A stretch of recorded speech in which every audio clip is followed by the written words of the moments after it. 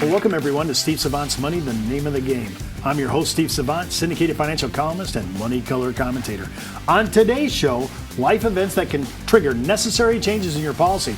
Part 2 in our series on most policy reviews end in money saved with nationally recognized policy review expert, Bob Senske. Welcome to the show, Bob. Thanks for having me. Happy to be here. We're in our second segment. We're Yes. talking about policy review and specifically life insurance, just because I think it's the most neglected policy review of all the things that we carry, whether it's home, auto, pup policies, Agreed. Renter's insurance, my boat, my car, my RV.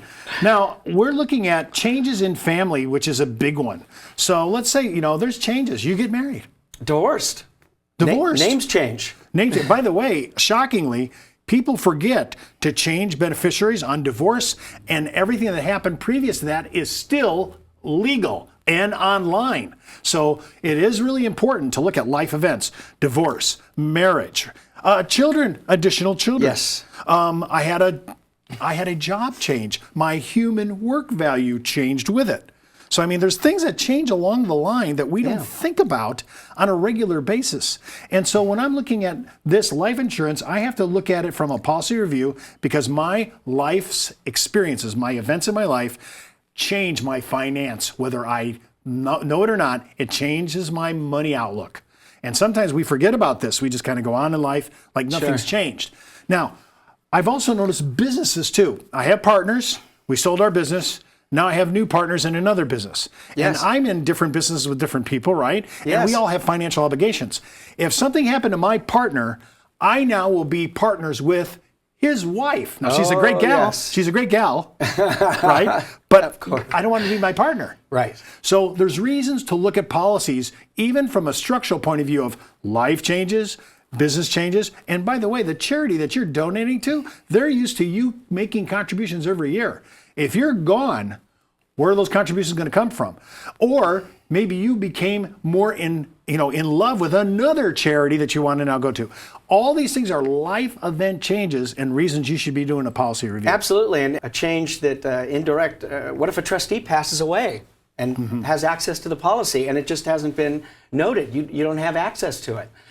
What if on an estate planning case, the exclusion went from $5 million to $10 million. Now your needs have changed over the last 10 years, and the policy that's in the trust no longer, it's not necessary to build a bunch of cash in it. Now it's just there for death benefit, but you don't have those needs anymore because the exclusion for the deduction for couples has gone up to $10 million. Your needs have completely changed. You have to, you wouldn't know if you didn't review the policy. Well, here's one that's really, in my view, a shocker, and we don't attend to it, and that is our health changes over the years. It just does. Yes. Right? Generally, not as well as life goes on. But the baby boomer generation is the first generation which has got a hold of exercise, got a hold of diet, and we are now starting to stretch our preferred, our good health conditions farther out. And I noticed that some people get more benevolent treatment from one carrier over another carrier, and we're going to get into that in another segment. But yes, your health changes. Absolutely, and guess what? This is a whole new concept. It actually can get better as you get older because mortality tables are lengthening our life expectancy. I'll give you a perfect example. My own father in 2000 had quadruple bypass surgery. Well, once you recover from the surgery, then you benefit from it. And it increased his life expectancy. Once 5 years, in many cases, depending on the illness, a carrier can relook at that same individual who they said declined just 5 years before, and now they're a table B maybe, and maybe even standard. That alone, if you don't review your policy to check on your health having improved, I would even go so far as to say you're stupid if you don't review your policy in that case. Yeah, it's really important that we have changes in our life, changes in our health, and it could be to our benefit to see, hey, does that change my price tag? And I say, you'll never know until you take the blood and urine exam, let the physicians look at these insurance carriers look at your attending physician statement and look at it in light of the new mortality revolution. And as you just said, Things that we used to decline, postpone, heavily rate, all of this is changing. I mean, Absolutely. and remember, we haven't had what I would call a significant medical revolution yet. We're just on the cusp of new things that are happening. Yes. So yes, it could change the numbers, especially if you're up in the 10 million that you said, a state plan. Now you're talking real dollars, real Big premium, time. and that could be significant savings. Absolutely. So let's talk about another thing you said about changes. Policy ownership and beneficiary changes. We touched on this. Most people, they just want to get done with the divorce, right? Usually we're talking as that as I just want to get done with it. And now I just figured out, I haven't changed the beneficiary. So my ex is still in first position. Yes. I might be here in Arizona where we record. We're in a common, property state, that could be a problem, right? Yes. I need to change all this. So if I'm going to go and change a beneficiary change, if I'm going to go out of my way to change a policy ownership, because remember, the IRS, whoever owns, is the one that's got the tax issue. Oh yeah, all owner-driven policies. Think about it. If you're going to be doing any of these things, you might as well go the next step and get a policy review to see if you could save money. You're already going to make these changes. Yeah. Maybe you need to make a big change. Absolutely. Well, and one mundane thing that happens is if you and the consumer and on the brokerage side, we're reviewing your policy, we make the change, say just a last name change for a beneficiary. Sometimes these giant albatross of carriers don't implement the change as we submitted it. I've had mistakes just made just in the paperwork of the policy when the consumer and myself, we did everything right, but the carrier made a mistake. That's worth reviewing right there because, again, if they're owner-driven and there's a simple typo on the policy, you might have problems getting access to the coverage. Well, I'm looking at some of the performance issues of policies. They all perform differently.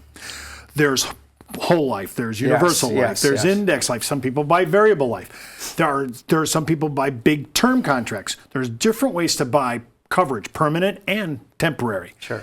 But I've noticed that the performance isn't the same. And this is where you get it to say, Steve, I bought this policy. They said it has cash value. It has an accumulating crediting rate to it, but they're not all equal.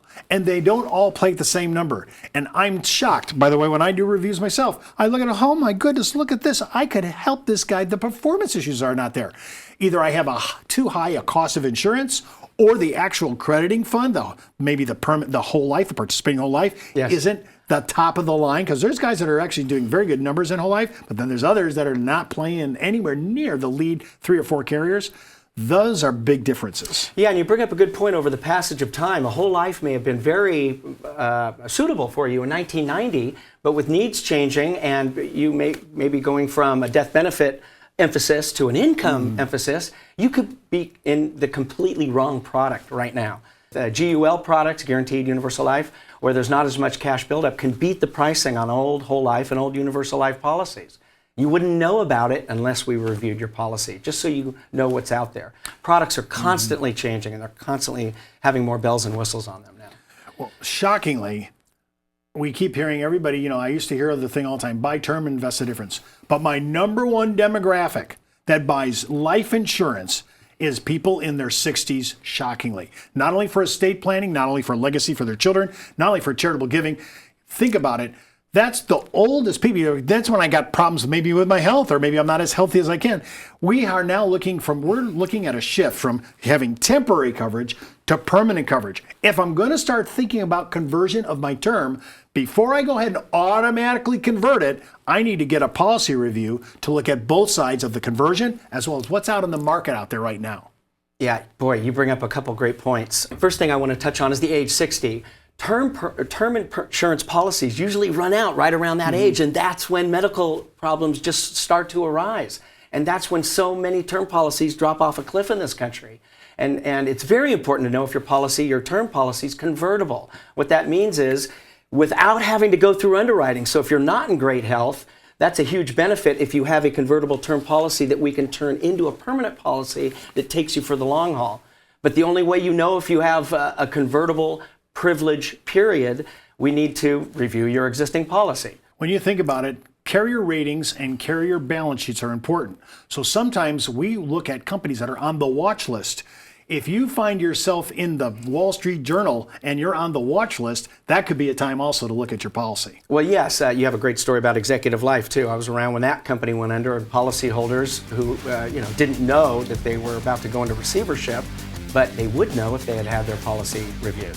Well, don't forget to watch our next segment comparing contracts that could yield significant savings. Part 3 of our series on most policy reviews end in money saved. And keep in mind, before moving forward with any of the ideas on the show, always check with your tax consultant, legal counsel, financial advisor, or for checking out policy, check with Bob. So you've been watching Steve Savant's Money, the name of the game.